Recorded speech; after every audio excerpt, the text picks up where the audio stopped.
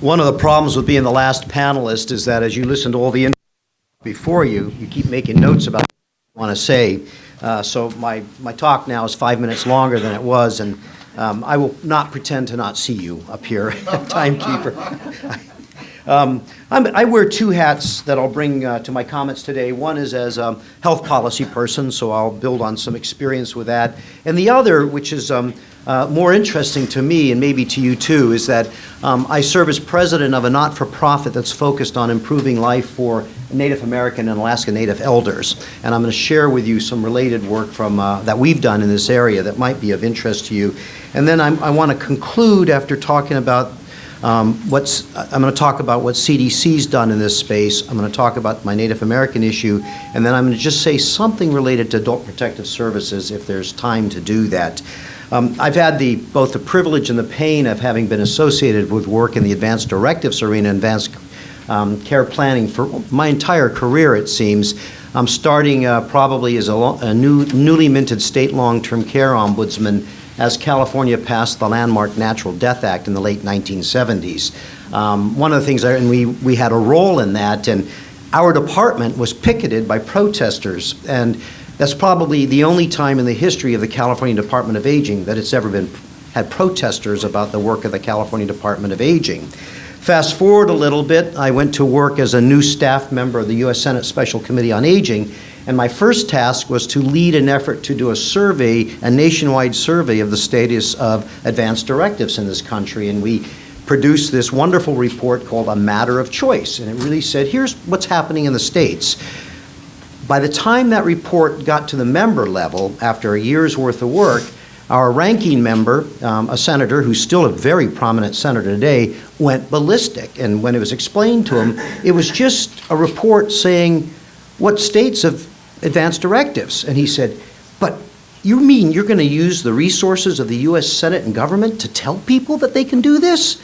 And so it took another year and an election to put the Democrats in charge of the Senate before we were able to release that report. So some long history here that's been sort of, I guess, fun, but painful at times. I want to share with you a little bit about work of the CDC, the Centers for Disease Control and Prevention, with whom I've worked in a number of capacities for the last few years.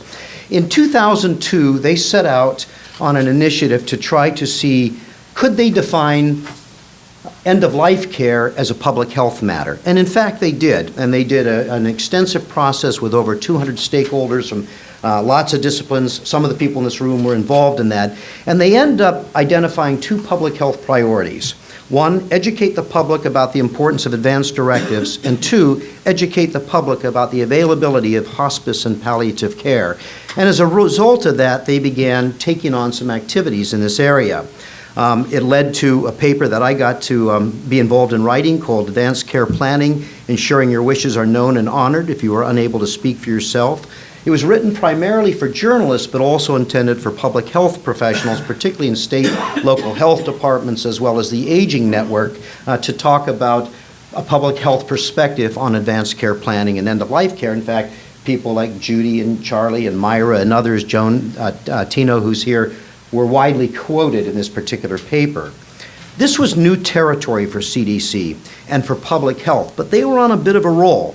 The Healthy Aging Program at CDC, with whom I was working, partnered with Myra Christopher and the Center for Practical Bioethics to create a training and education effort concerning advanced care planning.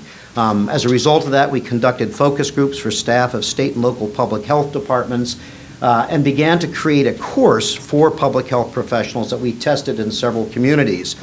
During our focus groups and course testing in 3 communities around the country, a frequent response that we got from public health professionals went along these lines. This is a really important topic, and it needs to be done and addressed, but it's not our role. We wish we could do it, but we aren't paid to discuss this with those we serve. We operate mostly with categorical grant funds for cancer, cardiovascular disease, stroke, HIV, AIDS. Our funding doesn't include doing this. Those they serve, of course, suffer from chronic diseases and many face debilitating incapacity and death, but their grant funding doesn't include advanced care planning. So we asked, well, if not you, who? And they said, well, The Aging Services Network, that's who ought to be doing this. Now, Aging Services Network grant funds don't typically fund specific activities related to advanced care planning tasks either. So when we did our curriculum test in Wichita, Kansas, Annette Graham, a very innovative AAA director, said, well, we're not paid to do this either, but it needs to be done, so I guess we just have to do it. And so she did.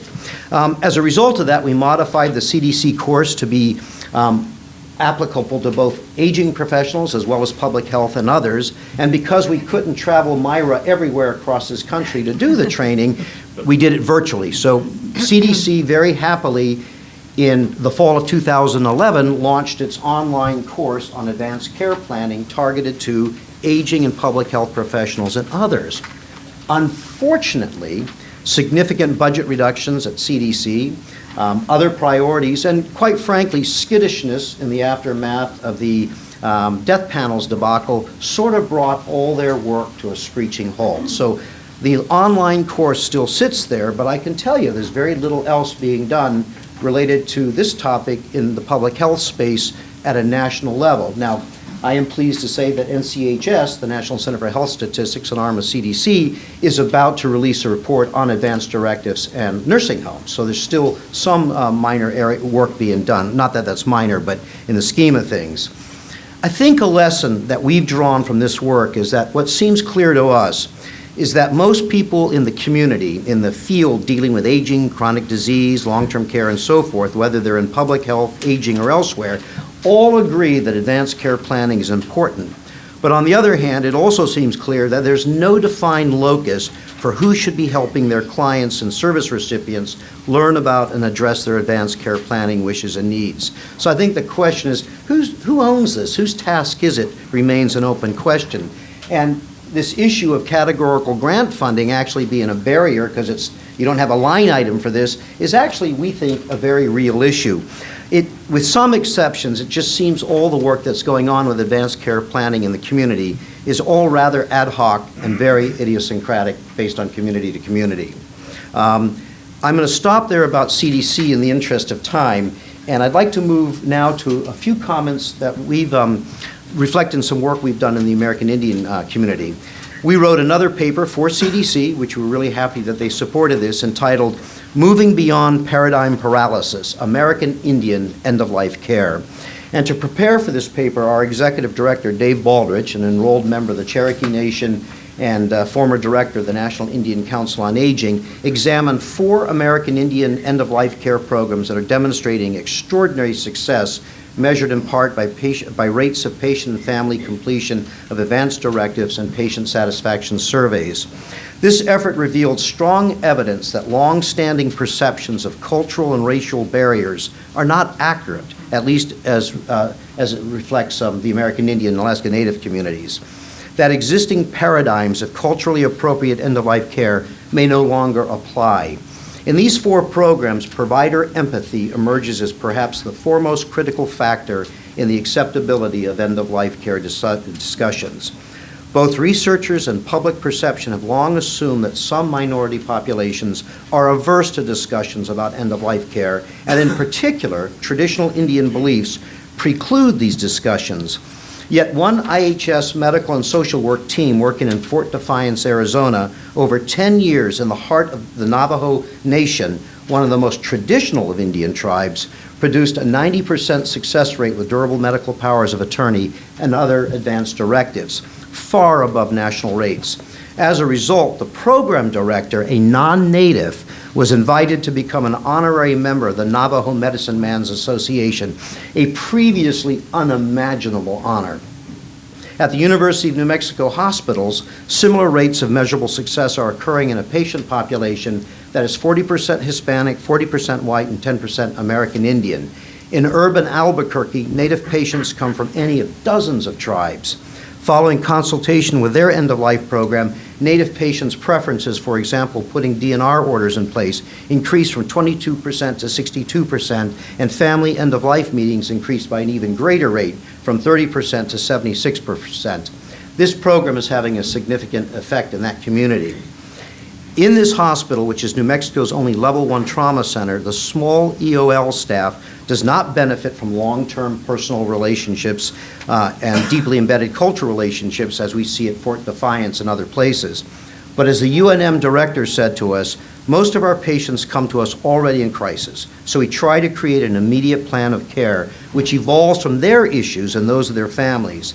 She believes, quote, "The secret is to come in with no preconceived assumptions and to let the patients and their families take the lead.